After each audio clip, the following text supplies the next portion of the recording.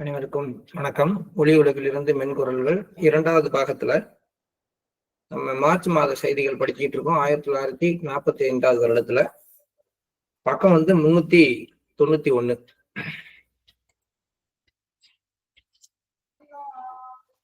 இதுல இன்னைக்கு நம்ம பார்க்க போறது சார்ந்திருத்தல். இதுக்கு முன்னாடி நம்ம கடைசியா பார்த்த 2 நன்னடத்தை மற்றும் பற்றுறுதி பத்தி லாலாஜி ஒண்ணு சொல்லிட்டு வர்றாரு. அதுல ஒண்ணுக்குமான டெபினிஷன் நம்ம பார்த்துட்டு வந்தோம். பற்றுறுதி அப்படிங்கிறது கடவுளுடனான இணைப்பை உறுதியாக நிலைநிறுத்துறதுக்கு பற்றுறுதின்னு பேரு. அது எப்படி இருக்கணும்னா, முயற்சி செய்தாலும் கூட அந்த இணைப்பு திசை திருப்பப்படக்கூடாது. அந்த மாதிரி இருந்தாதான் அது பற்றுறுதி அப்படின்னு சொல்லியிருந்தார். இந்த பற்றுறுதியோட சம்பந்தப்பட்ட விஷயம் அடுத்து வருது, சார்ந்திருத்தல், டிபெண்டன்சி. சுருக்கமாக கூறுவதெனில் எந்த நேரத்திலும் கடவுளை தவிர எவரும் கருத்தில் இல்லாது இருப்பதுதான் சார்ந்திருத்தல். மேலும் சார்ந்திருக்க அவரது உதவியை தவிர வேறு எதுவும் இல்லை என்ற நிலை. 2 விஷயம். ஒண்ணு, எல்லாத்துக்கும் எல்லா நேரத்திலையும் எனக்கு மாஸ்டர் தான் எல்லாம். எல்லாத்துக்குமே நான் மாஸ்டர் தான் டிபெண்ட் பண்ணியிருக்கேன். எனக்கு தேவையான சாப்பாடு கிடைக்குதா, மாஸ்டருடைய அருளால கிடைக்குது.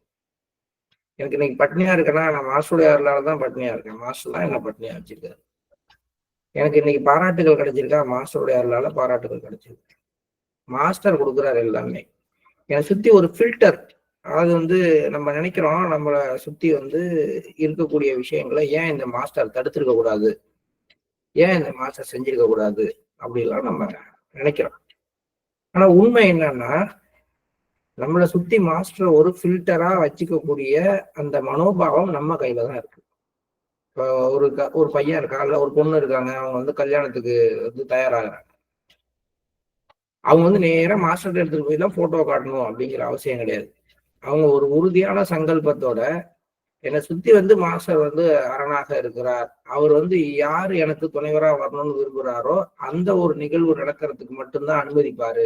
அது யார் மூலமா வேணாலும் நடக்கட்டும், எங்க அப்பா மூலமா நடக்கட்டும், எங்க அம்மா மூலமா நடக்கட்டும், மாமா மூலமா நடக்கட்டும், எப்படி வேணாலும் என்னுடைய திருமண ஏற்பாடுகள் நடந்துட்டு வரட்டும். ஆனா அவர் எதை விரும்புகிறாரோ, அவர் எதை எனக்கு கொடுக்கணும்னு நினைக்கிறாரோ அது மட்டுமே நடக்கணும்னு ஒரு அளவுக்கு நம்ம மாஸ்டரை சார்ந்து விட்டால், நம்மளை சுத்தி இருக்கிற எல்லார் மூலமாவும் மாஸ்டர் அளவு பண்ணும்.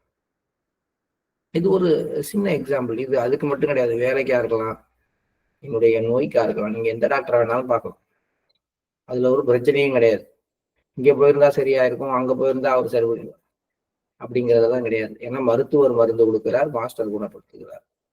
அப்ப என்னுடைய சார்பு எப்படி இருக்கணும்னா, என்னை சரி பண்ணணும்னா என்னுடைய குருநாதர் தான் சரி பண்ணணும். அந்த அளவுக்கு என்னுடைய சார்புத்தன்மை இருக்கும். அந்த சார்புத்தன்மையில என்ன இருக்கணும்னா, நான் அவரை எதுவும் கேட்கக்கூடாது. நான் முழுக்க அவரை சார்ந்து இருக்கிறேன் அப்படின்னா அதுவாக அது என்ன பண்ணணும், நடக்கணும். அதுதான் இங்க முக்கியமான ஒரு விஷயம். அதுவா தானாக நடக்கும். அப்ப சார்ந்திருத்தல் அப்படின்றப்ப நம்ம எதை சார்ந்திருக்கிறோமோ அதை தவிர வேறு ஒன்றும் நம்முடைய கவனத்துல இருக்காது. இதை நம்ம அன்னைக்கு படிக்கும் பொழுதே சொன்னேன். ஒரு குழந்தை அம்மாவுடைய ஒரு சார்புல எப்படி இருக்கு அப்படிங்கிறத பத்தி நம்ம பேசணும். சரி, 2வது விஷயம், அந்த சார்ந்திருப்பதற்கு கூட அவரை தவிர வேற யாரும் உதவியை நாடக்கூடாது. மாஸ்டரை போய் நான் மாஸ்டரை சார்ந்திருக்கணும்னு சொல்லி கோயிலா போய் கும்பிடுறதுல ஒரு பிரயோஜனம். அதாவது இதுக்காக எனக்கு மாஸ்டர் தன்மை வரணும், எனக்கு மாஸ்டரோட நான் இணைந்து இருக்கணும், நான் எப்பொழுதும் மாஸ்டரையே சார்ந்திருக்கணும், அதுக்கு உதவி செய்யுங்கன்னு ஒவ்வொரு கடவுளையா போய் கும்பிட்டு இருந்தா வெவ்வேறு சக்திகளை கேட்டுட்டு இருக்கோம்னு வச்சுங்களேன். அப்ப நம்ம யாரை சார்ந்து இருக்கிறோம் உண்மையிலேனா, நம்ம எந்த சக்திகிட்ட போய் இதெல்லாம் நடக்கும்னு நினைச்சிட்டு இருக்கோமோ அவங்கள சார்ந்து இருக்கிறோம் இல்லையா? அப்ப இந்த சார்புத்தன்மையை நிலைநிறுத்துறதுக்காக இன்னொருத்தரை சார்ந்திருந்தால் கூட அது தப்புதாங்கிற, அது சார்பு இல்லைங்கிற. அதனால 2மே ஷார்ப்பான விஷயம். ஒண்ணு எந்த நேரத்திலும் கடவுளை தவிர எவரையும் கருத்தில் கொள்ளாது இருப்பது, கருத்தில் இல்லாமல் இருப்பது. அடுத்தது, அப்படி சார்ந்திருப்பதற்கும் கூட அவர் உதவியை தவிர வேற எதுவும் இல்லை என்கின்ற நிலை. சரி, நன்றி உடைமை. அனைத்து சூழ்நிலையிலும் மகிழ்ச்சியுடன் இருத்தலே நன்றி உடைமை எனப்படுகிறது. நன்றி உடைமையை பத்தி நிறைய விஷயங்கள் நம்ம பேச. நன்றினா எப்படி, நன்றி உணர்வுங்கிறது என்னங்கிறத பத்திலாம் நம்ம வச்சுருக்க டெஃபனிஷன்லாம் வேற. யாராவது நமக்கு ஏதாவது ஒண்ணு செஞ்சிட்டோம்னா செஞ்சிட்டாங்கன்னா அவங்கள்ட்ட மரியாதையோட இருக்கிறது, அவங்க சொல்றதை கேட்கறது, அவங்களுக்கு கட்டுப்படுறது, இதெல்லாம் நன்றி உணர்வும் நம்ம நினைச்சுக்கிட்டு இருக்கோம் நன்றி உடைமைன்னு. ஆனா உண்மையான நன்றி உடைமை என்பது என்ன அப்படின்னா, எந்த சூழ்நிலையிலும் மகிழ்ச்சியோடு இருப்பதே நன்றி உடைமை. இப்ப ரியலா எனக்கு நான் கடவுள் மேல இல்ல மாஸ்டர் மேல நான் பற்றோட இருக்கிறேன் அப்படின்னா, எது கொடுக்கப்பட்டாலும் அவராலேயே கொடுக்கப்படுகிறது அப்படின்னு எப்ப ஏத்துக்கிறனோ, அல்லது அவரால கொடுக்கப்பட்டது இது, அதனால இதை மகிழ்ச்சியோட அனுபவிக்கிறேனோ, அப்ப எல்லா சூழ்நிலையிலையும் நான் இன்னரா அந்த ஹாப்பினஸோட இருக்கிறேன் அப்படின்னா, உண்மையிலேயே நான் நன்றியை வெளிப்படுத்தி கொண்டிருக்கிறேன். நன்றி உடைமை, நன்றி என்னுடையதாக ஆகிவிட்டது. அதை நான் என்னுடைய ஒரு பார்ட்டா வச்சிருக்கேன் அப்படின்னு சொல்லலாம். அடுத்தது நன்றி உணர்வு. இதுதான் நம்ம செய் நன்றி அப்படின்னு எல்லாம் பேசுறோம். நன்றி உணர்வு அப்படின்லாம் பேசுறோம். பேசுறப்ப இப்ப கர்ணன் பாத்தீங்கன்னா துரியோதனன்ட்ட கொண்டு இருந்தது அந்த நன்றி உணர்வு. கும்பகர்ணன் அவங்க அண்ணன் ராவணன்ட்ட வச்சிருந்தது ஒரு நன்றி உணர்வு. இதெல்லாம் உணர்வு தான்.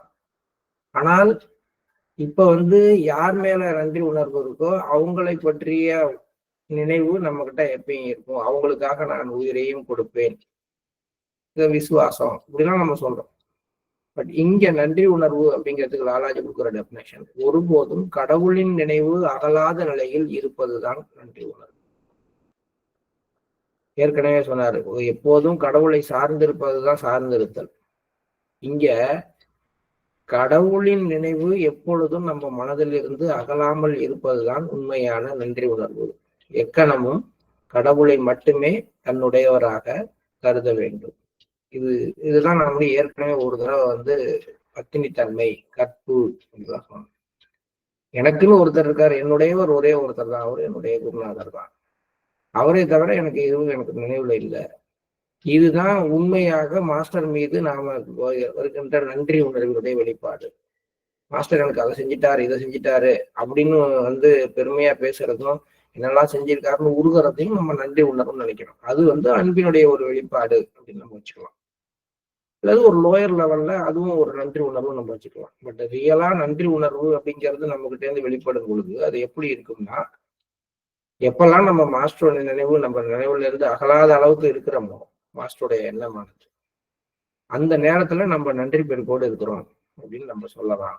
மாஸ்டரை தவிர எனக்கு வேற யாரும் கிடையாதுன்னு நம்ம நினைக்கும் பொழுது நம்ம நன்றியோட இருக்கணும் சொல்லலாம். எல்லாமே லாலாஜி சொல்ற விதமும் அவர் பார்க்கிற விதமும் வேறையாக இருக்கிறது.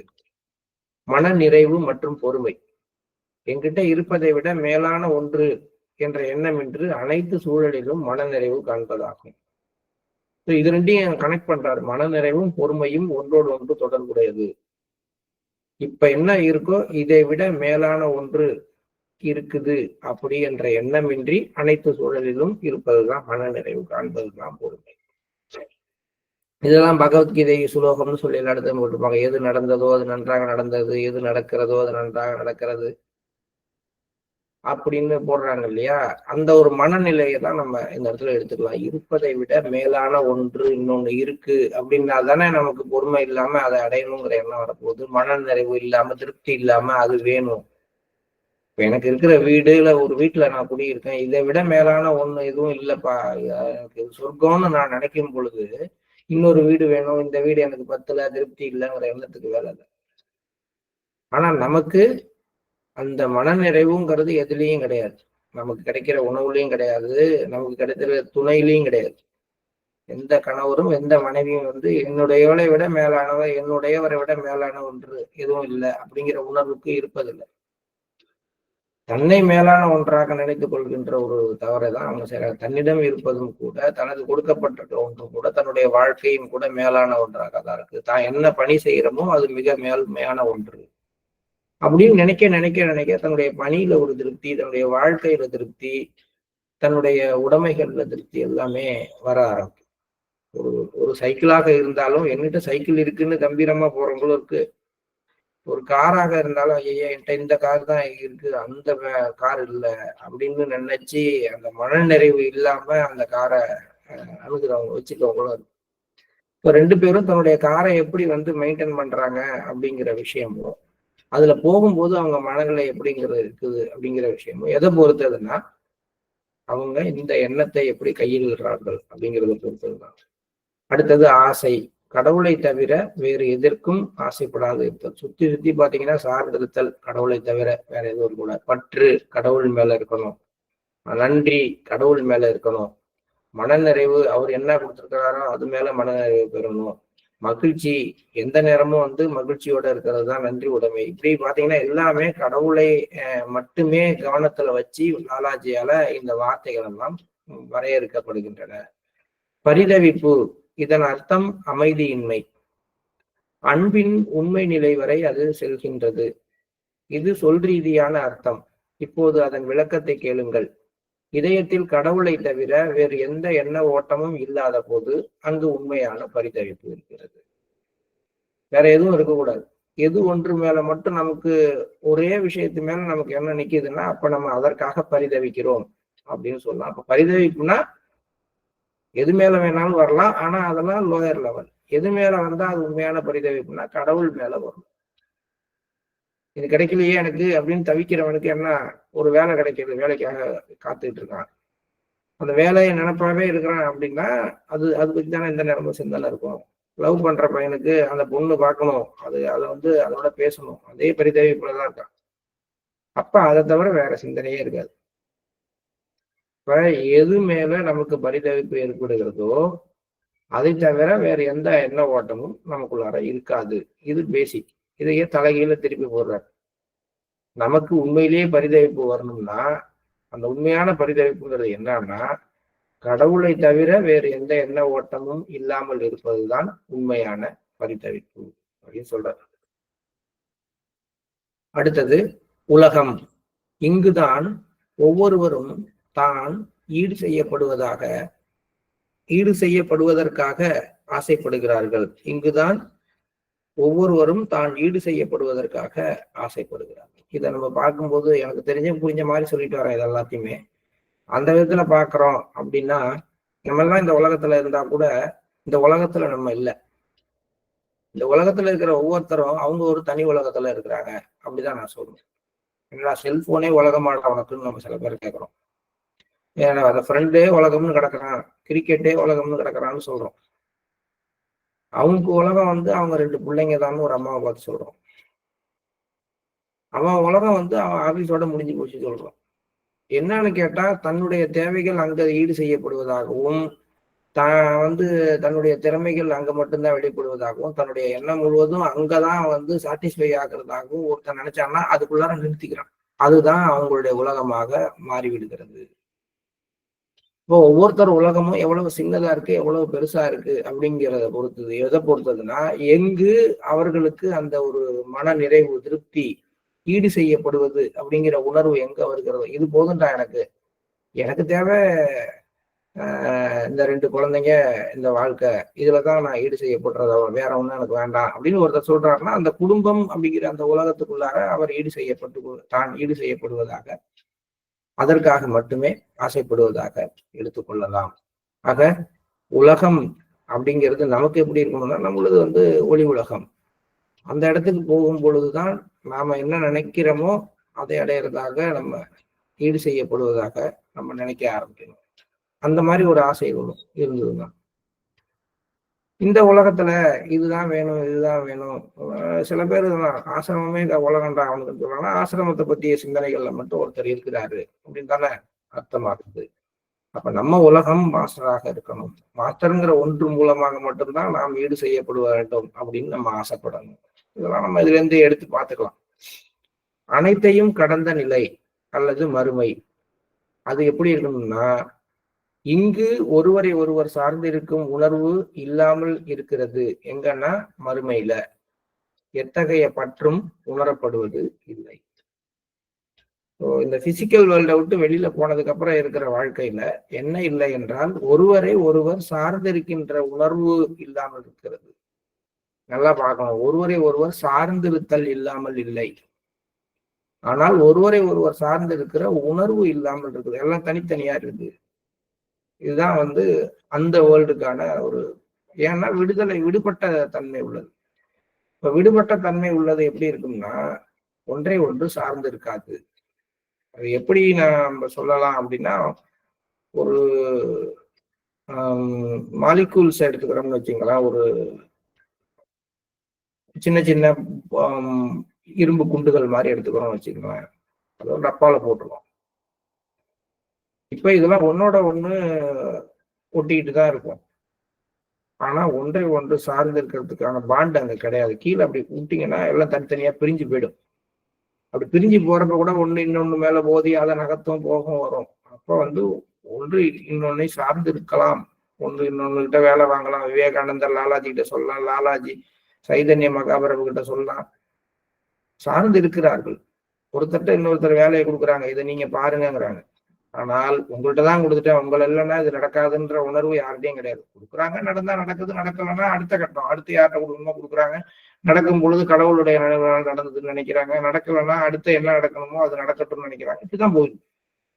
ஆனா நம்ம இங்க எப்படி இருக்கோம்னா, ஒருவரை சார்ந்திருப்பதோடு மட்டும் அவரை சார்ந்திருக்கிறோம்ங்கிற உணர்வோட இருக்கும். அப்படி சார்ந்திருக்கிறோம்ங்கிற உணர்வு என்ன பண்ணுது, மெல்ல மெல்ல அடிக்ட் ஆகுது நம்மள. இப்ப செல்போனை வச்சு நம்ம யூஸ் பண்ணிக்கிட்டா அதை நம்ம சார்ந்து இருக்கிறோம். செல்போன் இல்லைன்னா என்னால 1 மணி நேரம் இருக்க முடியாது அப்படின்னா சார்ந்து இருக்கிற உணர்வு நம்ம கிட்ட டெவலப் ஆயிடுச்சு. அதுதாங்க எனக்கு எல்லாம். செல்போன் மட்டும் இல்லைன்னா என்னால வாழ முடியாதுங்க. மதுவை ஒரு ஒரு ஒரு இவ்வளவுக்கு அருந்துறாரு ஒருத்தர் அப்படின்னா அதுல சார்ந்து இருக்கலாம். ஒரு தேவை இருக்கு, அதுக்காக மருந்து மாதிரி மது. இவ்வளவு போடலைன்னா எனக்கு ஆடுங்க கையே அப்படின்னா அப்ப அவர் உணர்வு ரீதியாக அதை சார்ந்து விட்டார். அது இல்லைன்னா என்னால இருக்க முடியாது. சிகரெட் குடிக்கலன்னா என்னால இருக்க முடியாது.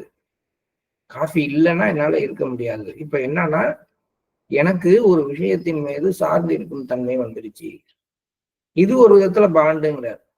அந்த உலகம், மறுமை உலகம் அப்படிங்கிறது எந்த ஒன்றுக்கும் மற்றொன்றை சார்ந்து இருக்கிற உணர்வு இல்லாமல் இருப்பதுதான் உண்மையிலேயே அந்த உலகம். சோ நமக்குள்ளார இன்னொரு என்டிட்டி டெவலப் ஆகிட்டு இருக்கு, நாம இன்னொரு உலகத்தை பத்தி ஒரு சில நேரங்கள்ல உணர்றோம் அப்படின்னு நம்ம கற்பனை பண்ணா கூட இந்த மாதிரி நம்ம சார்ந்து இருக்கின்ற உணர்வு இல்லாமல் இருக்கிறோமா அப்படின்னு நம்ம யோசனை பண்ணி பார்க்கலாம். ரொம்ப வெயிட்டான விஷயங்களாக இருக்கு, புரியுற மாதிரி இருக்கு உள்ளுக்குள்ளார. ஆனா என்னால அதை எக்ஸ்பிளைன் பண்ணி சொல்ல முடியல. இப்ப நான் சொல்றது எனக்கு ஒரே திருப்தியா இல்லை, வேகா சொல்ற மாதிரிதான் இருக்கு. சுவாமி விவேகானந்தர் இந்த உலகத்தை பொறுத்த மட்டில் ஒருவரை ஒருவர் சார்ந்திருத்தல் என்பது நமது பிரபுவின் கருத்து. அடுத்த உலகம் மறுமை அனைத்தையும் கடந்த நிலை என்பது அதற்கு நேர் எதிரானது. ஒருத்தரை ஒருத்தர் சார்ந்திருக்கிற உணர்வோட சார்ந்திருக்கிறது இந்த உலகம். அவர் இல்லைன்னா நான் இருக்க முடியாது, அவர் இல்லைன்னா இந்த வேலையை செய்திருக்க முடியாது. இந்த உணர்வு இந்த உலகத்துக்கு உள்ளது, அதை ஒண்ணும் பண்ண முடியாது. ஆனால் அதை ஒருத்தர் மேல கொண்டு போய் வைக்கலாங்கிறதுனாலதான் மாஸ்டரை சார்ந்திருத்தல்ங்கிற விஷயத்து மேல அதை கொண்டு போய் வைக்க சொல்றாங்க. கரெக்ட். அதன் பிறகு இந்த உலகத்திலிருந்து அடுத்த உலகத்துக்கு போகும்போது வரையறைகள் உடைக்கப்பட்ட பிறகு சார்ந்திருத்தல் என்பது கிடையாது. அங்க எல்லாமே மியூச்சுவலா ஒன்றுக்கு ஒன்று மரியாதை, அன்பு, பரஸ்பர நம்பிக்கை, பரஸ்பர அணுகுமுறை. அங்க சார்ந்திருத்தலே கிடையாது. ஒருத்தர் சொல்லிட்டே போலாம், எல்லாம் இருந்தா செய்வாங்க, இல்லைன்னா இல்லை, அப்படி போயிட்டே இருக்கும். எது நடக்குதோ நடந்துகிட்டே இருக்கும். சார்ந்திருத்தல் இல்லை, இது மறுமை. சொர்க்கம் என்றால் அங்க சார்ந்திருத்தலும் இல்லை, சார்ந்திருக்காமல் இருப்பதும் இல்லை. இவை இரண்டுக்கும் அப்பாற்பட்ட ஒரு நிலைக்கு போறதுதான் சொர்க்கம் அப்படின்னு அதுக்கு ஒரு டெஃபனிஷனை சுவாமி விவேகானந்தர் சொல்றாங்க. மதிப்பிற்குரிய லாலாஜி, அன்பு பாபு மதன் மோகன்லால், இப்போது ஒரு பாரசீக ஈரடி செய்யுளை குறித்து கொள்ளுங்கள். சொர்க்கம் என்பது எந்த தொல்லையும் மற்ற இடமாகும். அங்கு எவரும் எவருக்கும் செய்வதற்கு எதுவும் இருப்பதில்லை. செய்வதற்கு எதுவும் இருப்பதில்லை அப்படின்னு நினைச்சுக்க கூடாது. சொர்க்கம்னா ஒரு வேலையும் கிடையாது அப்படின்னு இதுக்கு அர்த்தம் கிடையாது. எவரும் எவருக்கும் செய்வதற்கு எதுவும் இருப்பதில்லை. ஒருத்தருக்கு ஒருத்தர் எந்த பாண்டும் கிடையாது. இவங்களுக்கு செய்யணும், இவங்கதான் இதை செய்யணும், இவங்களுக்கு கடமைப்பட்டவர், இப்படிலாம் எதுவும் இல்லாத உணர்வோட ஒரு ஒரு கூட்டத்துல ஒருத்தவங்க வாழ்றாங்கன்னா அவங்க சொர்க்கத்துல வாழ்றாங்கன்னு அர்த்தம். செய்யறாங்க, ஆனா செய்யணுங்கிற அவசியம் கிடையாது. யாருக்கும் யாரும் சார்ந்து இருக்கிறது இல்லை, யாருக்கும் எதுவும் செஞ்சு கொடுக்கணுங்கிற அவசியம் யாருக்கும் இல்லை. ஆனா எல்லாருமே எல்லாமே செய்யறாங்க. அவசியம் ஒண்ணு இல்லாமலே, ஒரு கட்டாயம் இல்லாமலேயே அவங்க அது செய்யறாங்க அப்படின்னா அதுதான் சொர்க்கம். அதுதான் பாரசீக செய்யுள் சொல்லுது, சொர்க்கம் என்பது எந்த தொல்லையும் மற்ற இடமாகும், அங்கு எவரும் எவருக்கும் செய்வதற்கு எதுவும் இருப்பதில்லை. வெறும் ஒரு மியூச்சுவலா உணர்வுல என்ன தோணுதோ அதை மட்டும் தான் செய்யறாங்க அப்படின்னு நம்ம எடுத்துக்கலாம். இதுக்கு மேல இதை பற்றிய உணர்வையும் இதை பற்றிய புரிதலையும் நமக்குள்ளார மாஸ்டர் கொடுக்கட்டும் நான் பிரார்த்தனை பண்ணிக்கிறேன். எனக்கு இதுக்கு மேல ஒன்றும் புரியல இல்லை. பாபுஜி இன்னும் சில அர்த்தங்களையும் விளக்கங்களையும் அளிக்கிறார். மாயை அது கடவுளின் இருண்ட பக்கமே தவிர வேறல்ல. புருஷ அது பிரகாசமான பக்கம். மாயை என்பது கடவுள் தன்மைதான், அதனுடைய இன்னொரு பக்கம். ஒரு நாணயத்துக்கு ரெண்டு பக்கம் இருக்கிற மாதிரி கடவுள் அப்படிங்கிற தன்மையினுடைய இருண்ட பக்கத்தை மாயை அப்படின்னும் பிரகாசமான பக்கத்தை புருஷ அப்படின்னும் சொல்றோம். விளக்கின் ஒளிரும் முனையை புருஷ என்றும் ஒளி வீசும் பகுதியை மாயை என்றும் கருதுங்கள். விளக்கின் ஒளிரும் பகுதியை அடைய நீங்கள் இந்த ஒளியை கடந்து செல்கிறீர்கள். எங்கே ஒளிர்வு அதாவது காந்தி முடிவடைகிறதோ அங்கு இருள் மேலேங்கி நமது தொடுவானத்தை உருவாக்குகின்றது. அது மாயையின் ஸ்தூலமான நிலை எனப்படுகிறது. அதாவது ஒளி புள்ளிகளாக அங்கே அடைகிறது, ஆனால் ஒளி வீசும் விதத்தில் அல்ல. பொதுவாக மக்கள் பெரிய வட்டத்தின் இந்த பகுதியால் சூழப்பட்டுள்ளனர். குருநாதர் ஒளிரும் புள்ளியில் இருந்து ஒளியை இந்த வட்டத்திற்குள் கொண்டு வருகிறார். நீண்ட காலத்திற்கு அதை ஒரே மாதிரியாக உருவாக்குகிறார். குருநாதர் இருளின் மூன்றாவது வட்டத்தில் பிறந்திருக்கும் போது அவர் அத்தகைய ஒளியை எங்கிருந்து கொண்டு வருகிறார் என்ற கேள்வி எழுகின்றது. அதற்கான பதில் குரு என்ற வார்த்தை குறிப்பிடுவது போல அவர் எப்போதும் ஒளிரும் புள்ளிக்கு அருகே மிக அருகே இருக்கிறார். அதிலிருந்து அவர் ஒளியை நேரடியாக எடுத்துக்கொண்டு திரையை முழுமையான இருளில் விட்டு விடுகிறார். ஃபுல்லாவே ஒரு பயங்கரமான டெஃபனேஷனா இருக்கு. திரும்பி ஒரு தடவை படிச்சு பார்ப்போம். இதுல எனக்கு ரொம்ப நிறைய புரியல, இருந்தாலும் படிக்கிறேன். விளக்கும் ஒளிரும் முனையை புருஷா என்றும் ஒளி வீசும் பகுதியை மாயை என்றும் கருதுங்கள். ஒளிரும் முனை என்பது என்ன, ஒளி வீசும் பகுதி என்பது என்ன, இதுலயுமே நமக்கு ஒரு ஒரு விளக்கம் எடுத்துக்கிறோம். ஒளிர்கின்ற முனை அப்படின்னா நடுப்புற இருக்கிற திரி, அதான ஒளிர்கின்ற முனை. அதுக்கு மேல இருக்கிற அந்த ஃப்ளேமு, அதை சுத்தி வெளிச்சம் வர்ற பகுதியை அந்த திரிகிட்ட ஒரு டார்க்னஸ் இருக்கும். திரியை சுத்தி ஒரு டார்க்னஸ் இருக்கும். அதுக்கப்புறம் ஃப்ளேம் இருக்கும். அதுக்கப்புறம் அந்த ஃப்ளேமுக்கு வெளியில அந்த ரேஸ். இப்படித்தானே நம்ம விளக்க பார்க்குறோம். இதுல ஒளிரும் பகுதியை அடைய இந்த ஒளியை கடந்து செல்கிறீர்கள். ஒளிரும் முனை அப்படிங்கிறது அந்த திரியில இருக்கு. திரி ஒரு நல்லாவே ஒரு கலரா மாறி இருக்கும். அந்த திரியை சுத்தி ஒரு டார்க்னஸ், அததான் பத்தி அவர் பேசுறார். இப்ப இது எல்லாம் சேர்ந்ததுதான் ஒரு வெளிச்சம். ஒரு விளக்கோட வெளிச்சத்தை பார்க்கும்போது மேல ஒளிரும் பகுதி இருக்கு, அதுக்கப்புறம் பாத்தீங்கன்னா ஒரு டார்க்னஸ் இருக்கு, அதுக்குள்ளார அந்த திரியினுடைய முனை பளிச்சுன்னு இருக்கும். இது சேர்ந்து தானே ஒரு விளக்கு உருவாகுது, ஒரு வெளிச்சம் உருவாகுது, ஒரு மெழுகுவர்த்தி உருவாகுது. இப்ப இதுல ஒளிரும் பகுதியை அடைய, அந்த நடுப்புற இருக்கிற அந்த திரியோட முனையை அடைய நீங்கள் முதல்ல அந்த ஒளியை கடந்து செல்கிறீர்கள். எங்கே ஒளிர்வு முடிவடைகிறதோ அங்க இருள் விளங்குகிறது. வெளியில அந்த ஃப்ளேம் முடிஞ்சு அந்த உள்ளார போக போக நடுப்புற ஒரு டார்க்னஸ் உள்ள அது ஒரு இருள் பகுதி உருவாகிறது. அதுக்கப்புறம் அதுக்குள்ளார பாத்தீங்கன்னா இந்த இருளை தாண்டி ஒளியை உருவாக்குற அந்த மையம் இருக்கிறது. அதுதான் உண்மையான ஒளிரும் பகுதி. அது நடுவுல இருள் இருக்கு. அதுக்கப்புறமேட்டுக்கு திரும்பி ஒளிரும் பகுதி, வெளிச்சம் இருக்குது. அது வெளிச்சம் கிடையாது. இந்த ஒளிரும் பகுதி போய் வெளியில இருக்கிற ஸ்தூலமான விஷயங்கள் மேல பட்டு வெளிச்சமாக நமக்கு தெரியுது. அப்படி நம்ம எடுத்துக்கலாம். மாயையின் ஸ்தூலமான நிலை என்று அழைக்கப்படுகிறது.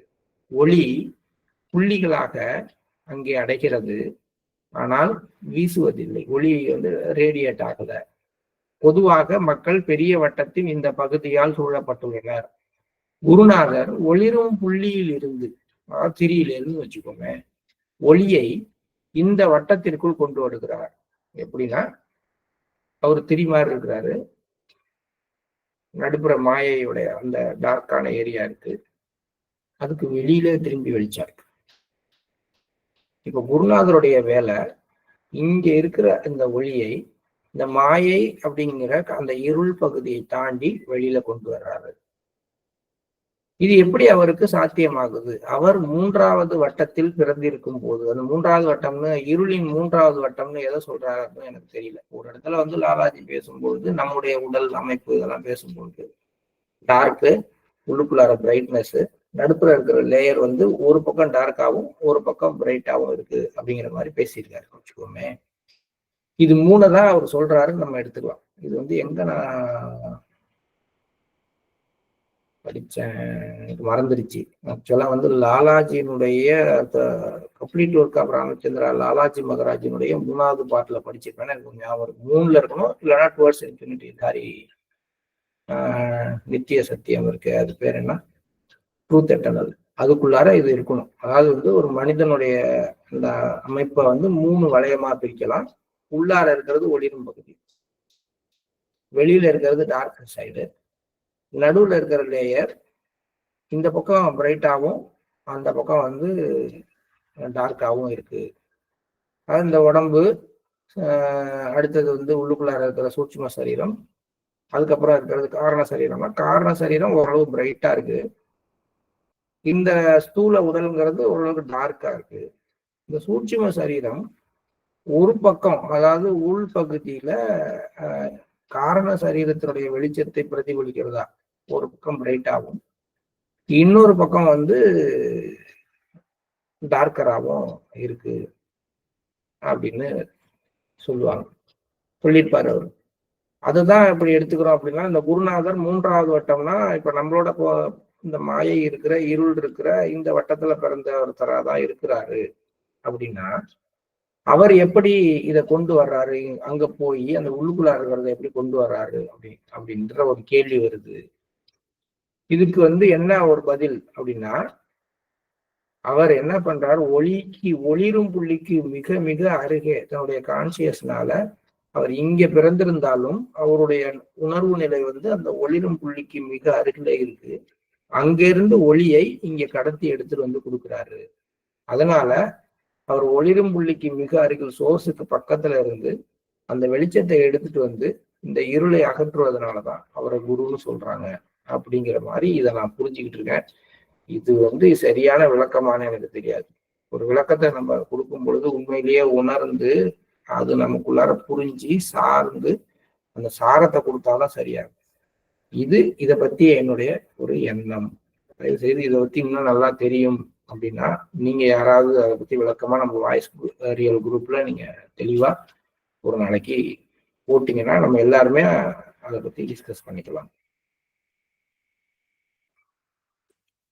சுவாமி விவேகானந்தர்: நான் ராமச்சந்திராவினால் மிகவும் மகிழ்ச்சி அடைகிறேன். அவரை புகழ என்னிடம் வார்த்தைகளே இல்லை. உண்மையான ஆன்மீகத்தில் நீந்துங்கள், அப்படியே மென்மேலும் ஆன்மீக சமுத்திரத்தின் ஊடே நீந்துங்கள். அதுதான் என் பிரார்த்தனையும் ஆசையும் ஆகும்.